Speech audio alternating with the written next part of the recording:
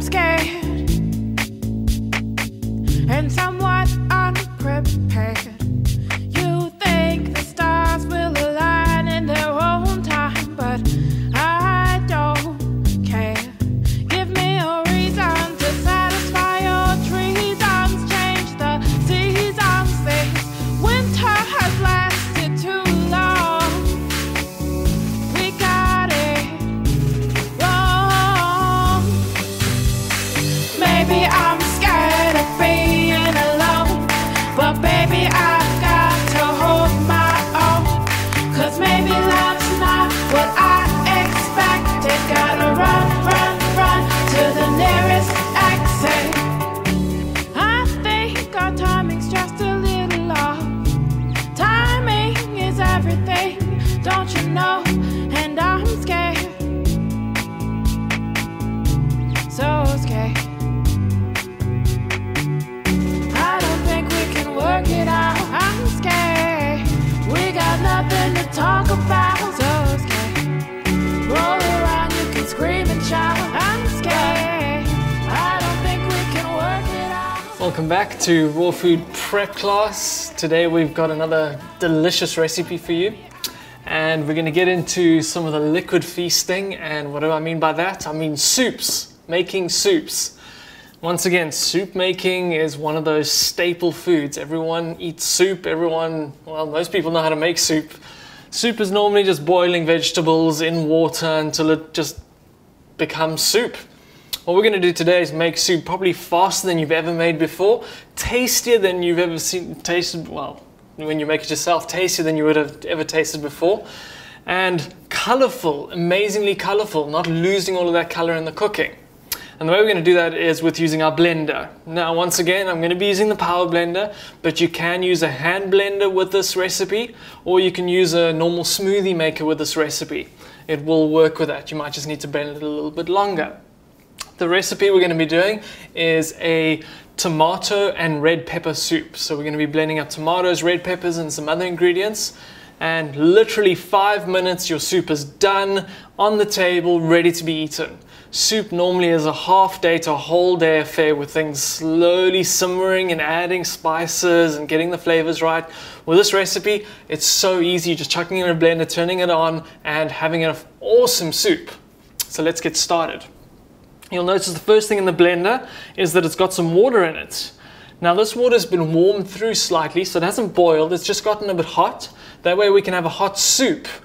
I know some of you are wondering, oh, cold soups, I don't know about that. It doesn't have to be cold, you can have it warm by using hot water as your base.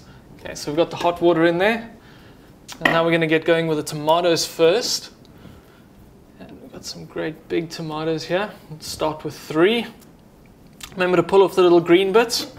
That is actually poisonous if you have enough of that. Just chopping it into quarters is fine for the blender. So tomatoes are great to eat because they've got a lot of something called lycopene in it. What happens with lycopene is it becomes more absorbable and available when you're blending it or when you're cooking it. As I'm not partial to cooking, I prefer blending it, and using warm water does the same thing. But if you look at a tomato, by cutting it open,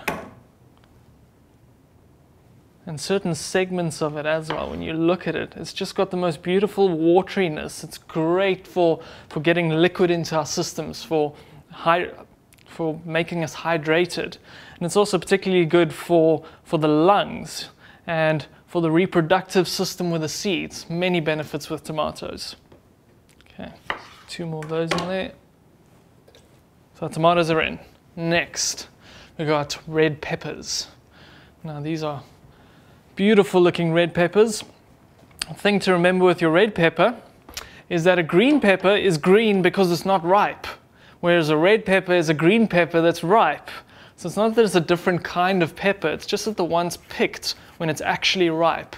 And picking fruit when it's ripe is much better for your health than picking fruit when it's not ripe, because the fruit draws up all the nutrients at the end of its ripening period. So that's when you're getting most of the flavor developing as well. So it's had a chance to ripen on the plant to absorb all those minerals in it that your body craves. We're going to chop that up into squares to blend that through nicely as well.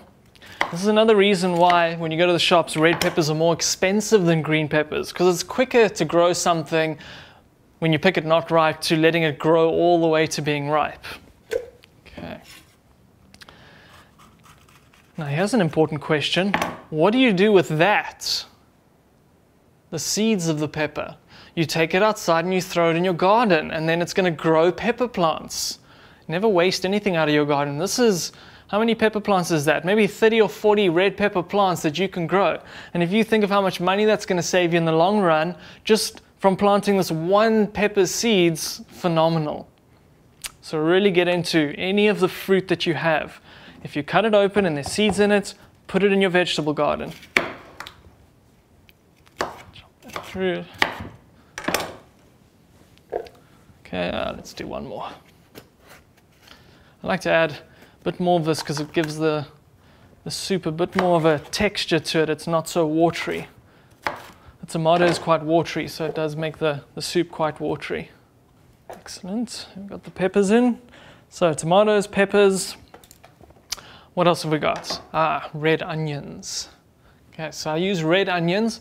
I prefer red onions to white onions because they're red.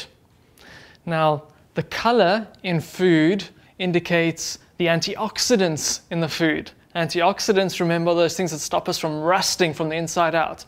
And the more color it has, or the deeper the colors, the more antioxidants are present. So the red onions got plenty of antioxidants in it. And we're just going to need about 1/4 of a red onion for this amount of soup. Yeah, about 1/4. Rest of your red onion keep, and use that for another soup. Okay, now we're going to get into some more flavoring aspects. We start off with basil. We've got a mixture of purple and green basil.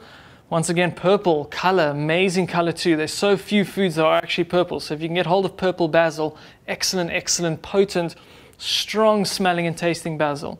So we've given these a rinse. We're just going to pop all of that in there. Might as well finish it. Go. Basil. And basil is also incredibly easy herb to grow in your garden. Get a seedling, get some seed, get it growing. It really likes a lot of sunlight, so it's normally only going to grow in the middle or towards the end of summer. Okay, what else do we have for flavor? We have a little bit of rock salt, and this is Himalayan rock salt. It's a type of salt that's been laid down thousands, if not millions of years ago, and it's a complete mineral salt like sea salt is. So yeah, you could choose either sea salt or rock salt. I'll put a bit of that in. This is very different salt to the salt that you get if you buy packets of iodized table salt. Iodized table salt is not the same thing. It's gone through a process where a lot of the minerals are lost and a lot of toxic things are added to it. So make sure you're getting a natural source of salt. Either sea salt or rock salt is the thing to go for. Okay. What else have we got? Now we like to have our soup a little creamy, but I'm not wanting to use any animal cream in here, so I'm going to use nuts. And I've got some cashew nuts, raw cashew nuts, and they'll give it a creaminess and slight more of a heaviness to the soup to make it more filling.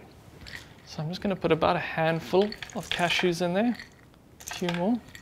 There we go. What else is on the table? We've got some olive oil. Olive oil, again, bit of an oiliness and taste to your soup. For your soup, so just add in about 1 tablespoon to 2 tablespoons in there. Okay, that'll do. That'll sink through. And then we have, these ones. Let's put these in. Goji berries. Now I talk about gojis all the time because they're amazing, amazing, amazing food. They have incredible nutritional values to them. So add them into whatever you can. Now the reason I want to put them in the soup, firstly, is the color. We're trying to make a red soup. Red goji berries will make it an amazing red-orange color. Second reason I want to add the goji berries is for its thickening properties. Gojis make the soup thick, so it acts as a natural thickener, so you don't have to use any other thickeners. And here, once again, about a handful will be fine for that. Excellent, we've got the gojis in. Obviously, the main thing the gojis are doing is upping the nutrient density of our soup, so making it have more nutritional value for us. And remember, we eat for nutritional value, so you want to keep thinking, how am I going to up the nutritional value of this meal? What else have I got? Got a little bit of cayenne pepper. Now cayenne pepper is a type of chili, and I like to add chili powder, especially to the red soup. Color again, but also that spiciness goes very well with the red pepper and with the tomato. If you don't like spicy food, you don't have to add it. And cayenne pepper is very spicy, so be careful that you don't add too much in there. And I think I'm going to put in about half a teaspoon. I'm actually looking forward to a bit of spiciness today. There we go. And in winter, adding spices to your soup is an excellent way of making it warming to the body.